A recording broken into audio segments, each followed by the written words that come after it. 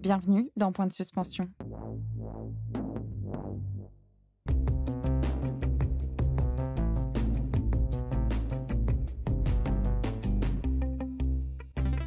Je suis Léa Lejeune, journaliste économique, et vous écoutez Point de suspension, le podcast de l'Unédic.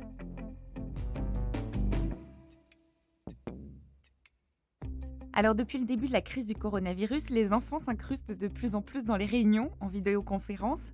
Les classes sont fréquemment fermées, ou réouvertes d'ailleurs, et les systèmes de garde de plus en plus perturbés. Cela pose la question de mieux combiner le travail et la parentalité, et c'est ce dont nous allons parler dans ce nouvel épisode. Pour discuter de ce sujet, nous enregistrons un épisode entre la France et les États-Unis où vous travaillez en ce moment Anne Boring, avec le programme très prestigieux Women and Public Policy de Harvard. Alors sinon, vous êtes aussi économiste et chercheuse associée au LIEP, c'est le laboratoire interdisciplinaire d'évaluation des politiques publiques, c'est en France, et vous exercez aussi au sein du laboratoire d'études de genre de Sciences Po, qui s'appelle Présage, où vous menez des recherches en économie comportementale sur les femmes et l'entreprise. Bonjour Anne Boring. Bonjour. Alors, peut-on dire que la crise sanitaire a eu un impact particulier sur les parents qui travaillent et surtout sur les femmes ? Alors oui, ça c'est vraiment l'un des points les plus marquants de la crise sanitaire, c'est l'impact différencié que cette crise a pu avoir sur les différentes familles, les différents foyers en fonction de leur composition. Et les foyers qui ont été particulièrement impactés par cette crise, ce sont ceux avec des jeunes enfants, des enfants en bas âge, en particulier lors des phases de confinement et encore plus, en particulier en France, lors de la première phase de confinement, où là, les ménages n'étaient pas dans la capacité d'utiliser des ressources extérieures aux ménages pour s'occuper justement du travail domestique. Alors, vous avez travaillé sur l'organisation des couples pendant ces confinements, des tâches ménagères jusqu'aux soins des enfants. Comment ces tâches se sont réparties dans les couples qui ont télétravaillé de force ou de gré ? Oui, alors en effet, on a mené, dans le cadre de la chaire pour l'emploi et l'entrepreneuriat des femmes, une enquête lors du premier confinement en France pour essayer de voir, avec l'Institut Ipsos, pour voir quelles étaient les conséquences en termes d'augmentation de charges de travail domestique pour les différents types de ménages. Pendant cette période qui était vraiment très particulière. Et ce qu'on constate, c'est que c'est les foyers où les ménages avec des enfants en très bas âge ou bien des enfants de moins de 12 ans sont des foyers où on constate qu'il y a eu une augmentation significative du travail domestique pour les parents. Donc dans le travail domestique, il y a évidemment à la fois la charge de travail qui est liée aux activités un petit peu courantes de ménage, par exemple, faire la cuisine, etc. Et puis, pour les ménages avec des enfants, il y a tout ce qui était les soins et l'éducation des enfants qui étaient à domicile à cette période. Et ce qu'on constate, c'est que en fonction de la façon dont le confinement a impacté l'emploi des parents, l'impact a été plus ou moins fort sur les femmes. Alors, par exemple, dans les foyers ou dans les couples de personnes de sexe différent, lorsque le mari était plutôt en incapacité de travailler parce que il était en chômage technique par exemple, ou s'il était relativement plus à la maison parce qu'il était en télétravail alors que sa conjointe était en travail à l'extérieur du domicile, dans ces situations-là, les hommes ont davantage pris en charge le travail domestique, enfin le surcroît de travail domestique qui a eu lieu pendant cette période de confinement.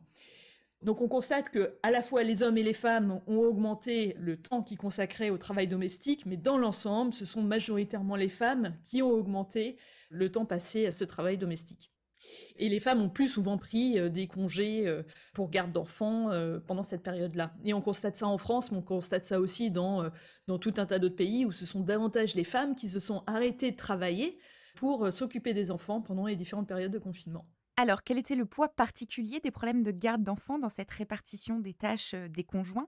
Et est-ce que dans d'autres pays européens, ils ont trouvé des mesures pour limiter cet impact ? Alors là, faut signaler, je pense qu'en France, au-delà du premier confinement, je pense que ça a été une vraie volonté de la part du gouvernement de garder les écoles ouvertes après cette première période de confinement. Et ce n'a pas été le cas dans l'ensemble des pays européens. Donc, il y a certains pays où les écoles sont restées ouvertes plus longtemps. Alors, on a toujours le cas un peu extrême de la Suède, qui est probablement le pays européen qui est resté le plus ouvert pendant cette crise du Covid-19, mais dans beaucoup d'autres pays, les parents n'ont pas eu accès à soit de la garde d'enfants, soit les écoles ont été fermées pendant plus longtemps qu'en France. Donc je pense qu'assez rapidement, le gouvernement français a compris l'importance, notamment pour des questions d'égalité professionnelle, de ce qu'il fallait absolument que les écoles puissent rester ouvertes autant que possible. Et ce qui devient compliqué, c'est qu'en réalité, là, il semblerait, en tout cas, d'après les données qu'on peut voir, que ce sont toujours davantage les femmes qui se mettent en arrêt de travail ou qui s'organisent de façon à pouvoir rester à la maison pour s'occuper des enfants. Mais ce n'est pas le cas systématique. Selon les emplois des uns et des autres, certains ont plus ou moins de flexibilité pour faire du télétravail. Et là, je pense qu'il y a aussi la question des catégories socio-professionnelles qui est extrêmement importante à étudier dans le cadre de l'impact de cette crise du Covid-19, où les personnes cadres sont plus à même de pouvoir se mettre en télétravail, mais pour plein d'autres emplois, ce n'est pas forcément possible de se mettre en télétravail. Et donc ça peut créer aussi des inégalités qui sont vraiment très importantes. Alors justement, j'allais vous demander quel impact ce travail domestique peut avoir sur la performance ou sur la productivité des hommes et des femmes dans l'emploi. Alors ces périodes de télétravail, je pense nous sommes toujours en train d'un peu d'étudier quelles vont être les conséquences à long terme.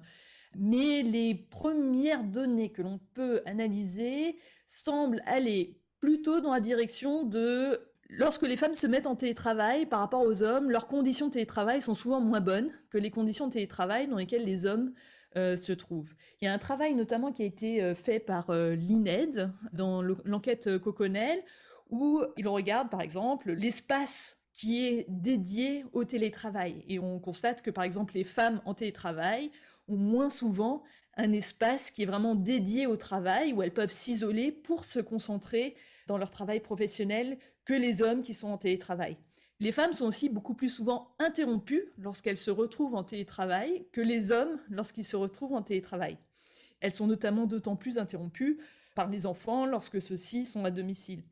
Donc il y a des inégalités fortes qui se créent et on peut aussi craindre le fait que si le télétravail est davantage utilisé par des femmes que par des hommes, elles se retrouvent moins souvent sur leur lieu de travail, et si elles sont moins souvent sur le lieu de travail, elles sont assez souvent moins visibles de la part des employeurs, et donc du coup, les employeurs pourraient être plus à même de proposer des promotions aux personnes qui sont plus souvent au bureau. Et si les hommes sont plus souvent au bureau que les femmes, il est possible qu'on voit à plus long terme des différences dans les évolutions des carrières professionnelles des hommes qui pourraient être un peu accélérées par rapport au reste des femmes au cours de cette crise.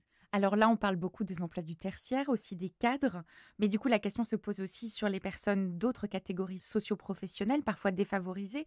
Est-ce que les mères issues de catégories sociales défavorisées, peut-être celles qui exercent des métiers comme caissières, comme infirmières qui demandent du présentiel, est-ce qu'elles sont plus impactées ? Oui, donc elles sont très clairement beaucoup plus impactées et elles sont plus impactées à plusieurs titres. D'une part, quand on regarde quel type d'employés ont perdu en sécurité financière, économique et financière depuis le début de la crise du Covid-19, ça va justement être plutôt des catégories socio-professionnelles qui sont liées au métier que vous venez de citer. Et c'est vrai que les cadres ne déclarent pas une augmentation de cette insécurité économique et financière.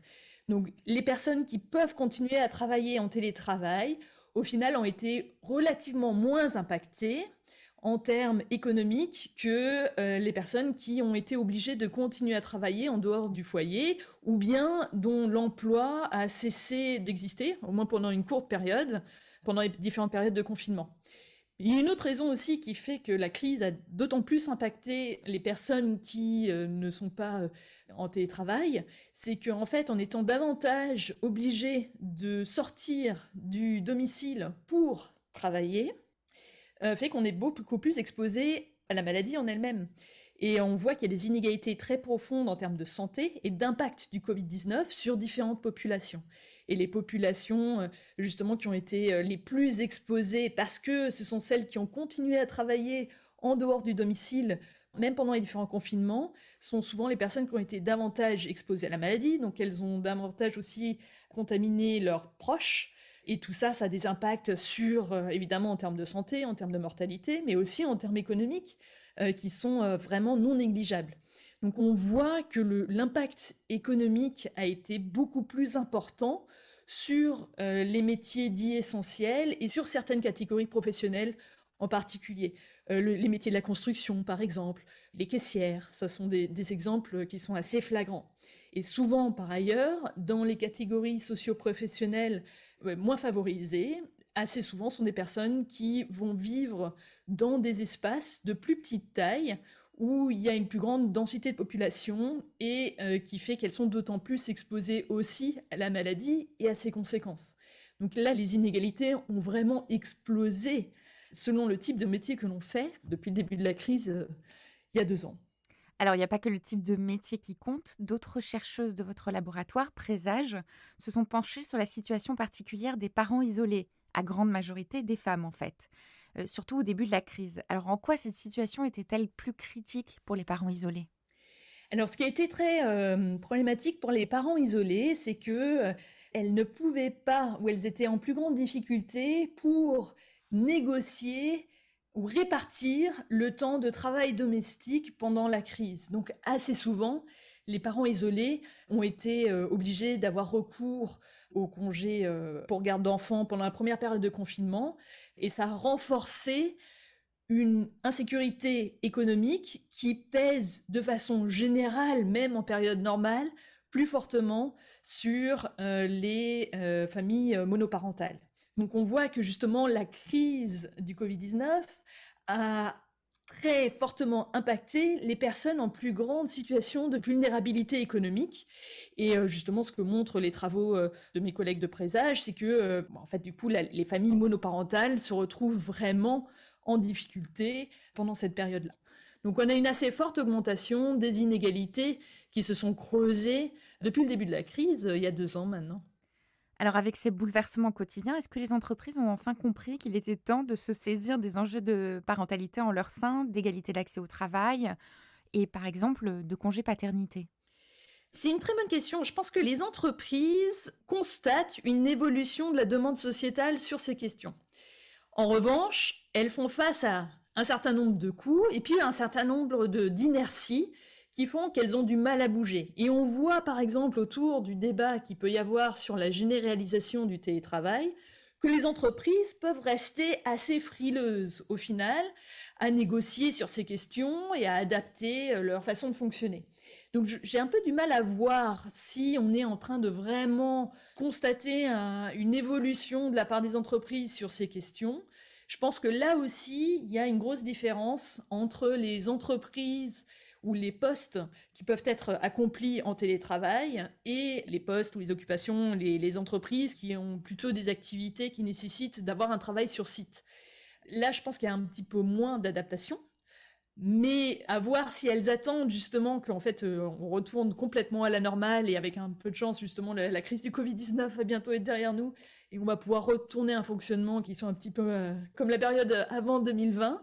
Mais en même temps, je pense qu'il y a une vraie demande de la part des salariés, les hommes et les femmes, de créer une plus grande flexibilité autour du travail. Et donc, à voir si les entreprises se saisissent de cette demande, si la demande est assez forte et assez poussée, pour réellement les faire bouger. Statistiquement, est-ce qu'on peut dire que la crise du coronavirus et les conséquences qu'on vient de décrire ont un impact particulier sur les mères, sur le marché du travail, sur la recherche d'emploi ? Alors, je pense que ça, c'est un petit peu tôt à dire. Je n'ai pas vu d'enquête qui analysait ça en particulier. Alors, ces situations difficiles, réelles que l'on vient de décrire, et puis aussi tous les stéréotypes de genre qui y sont associés, est-ce que ça pèse encore plus sur les femmes, leur carrière, la profession, la manière dont elles sont perçues dans une période de crise comme ça ? Ce qu'on constate, je pense, dans plusieurs travaux, c'est que cette période... l'une des conséquences de cette période, c'est un renforcement des normes de genre un peu traditionnelles. Et c'est notamment l'une des conclusions du travail de recherche qu'on a mené sur le premier confinement. Et c'est ce qu'on constate, c'est que, en fait, depuis la Seconde Guerre mondiale jusqu'au moment du début de la crise du Covid-19, on allait vers des croyances envers des normes de genre qui étaient devenues de plus en plus égalitaires, Le rôle des politiques publiques a été absolument fondamental, de ce que les politiques publiques ont permis aux femmes de libérer de leur temps domestique pour s'engager dans des carrières professionnelles. Et donc, on voit en France une vraie autonomisation économique et financière des femmes au fur et à mesure des années, et c'est notamment parce qu'elles ont la possibilité de pouvoir s'engager sur le marché du travail.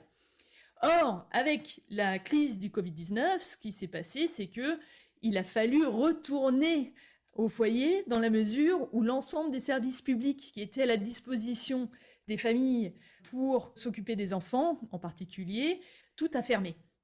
Et donc, s'est reposé la question, mais du coup, qui va vraiment s'occuper des enfants ? Et on voit que les hommes se sont davantage engagés par rapport à ce qui se serait sûrement engagé il y a peut-être 20, 30, 40, 50 ans. Donc, on voit quand même que le fait de rentrer dans une crise en partant d'un point qui est un point de norme de genre plutôt égalitaire, ou relativement égalitaire, fait que aussi les hommes ont voulu s'engager davantage dans leur rôle de parents. Mais il n'empêche quand même que ce que l'on constate, et c'est assez flagrant, et ça c'est vrai sur l'ensemble des catégories socio-professionnelles, c'est que ce sont quand même plutôt les femmes qui, en moyenne, ont augmenté leur temps parental lorsqu'il n'était plus possible de faire appel aux ressources publiques pour s'occuper des enfants. Et donc, voilà, donc à voir un petit peu au long terme quelles vont être les conséquences de cette crise. Mais il est tout à fait aussi possible que justement cette crise, d'autant plus si elle se prolonge, en fait, soit un petit retour en arrière vers des rôles qui sont associés plus traditionnellement aux hommes et aux femmes. Mais là, je pense qu'en effet, ce qui va vraiment compter, c'est le fait que les politiques publiques soient là pour permettre aux femmes de continuer à travailler tout en ayant des enfants. Donc finalement, c'est Simone de Beauvoir qui avait raison. Les crises ont toujours un impact négatif sur les droits des femmes, quoi. Merci beaucoup, Anne Boring. C'était Point de suspension, le podcast de l'Unédic, et rendez-vous dans 2 semaines pour un prochain épisode.